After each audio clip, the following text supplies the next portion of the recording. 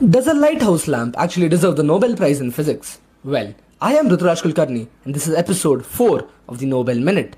Now, let's spin that wheel.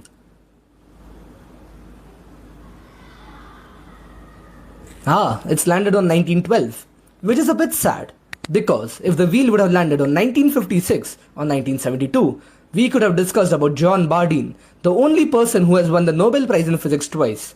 But I guess we'll have to wait for another episode, rather 2 other episodes, to discuss John Bardeen. And for today in 1912, we have Gustaf Dalén, the Swedish engineer who won the Nobel Prize in Physics for making a lamp. And you may think, does a lamp deserve the Nobel Prize in Physics? But his invention helped save thousands of lives at sea. In the early 1900s, lighthouses were incredibly expensive and dangerous to run, requiring constant human maintenance. Dalén wanted to make a lighthouse that could run completely untouched for a whole year. To do this, he used pure physics to invent the sun valve. The design was brilliant. He used 4 metal rods. The central rod was covered in pitch black, while the 3 surrounding rods were highly polished and reflective. During the day, the black rod absorbs the sunlight, heats up and expands in length. This microscopic physical expansion pushes down a mechanical lever that shuts off the gas. The light goes out automatically.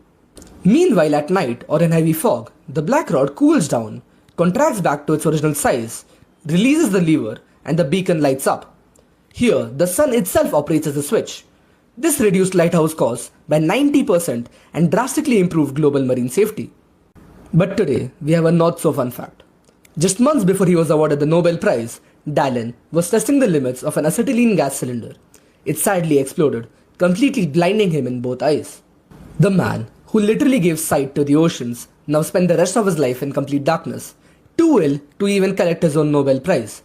Yet, he continued his engineering company and kept inventing things until his death. Now, Dalén wasn't actually a physicist. He was an inventor and an engineer.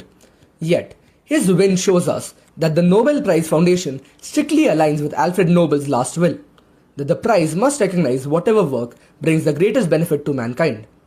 This shows us that you don't need a deep physics degree to win a physics Nobel Prize. All you need is an understanding of the laws of nature and the will to better the lives of the people around you. And that was the 1912 Nobel Prize in Physics. With that, I'll see you all tomorrow for not another episode of the Nobel Minute, but rather something special that I've planned for you. More details on that tomorrow, so stay tuned for that.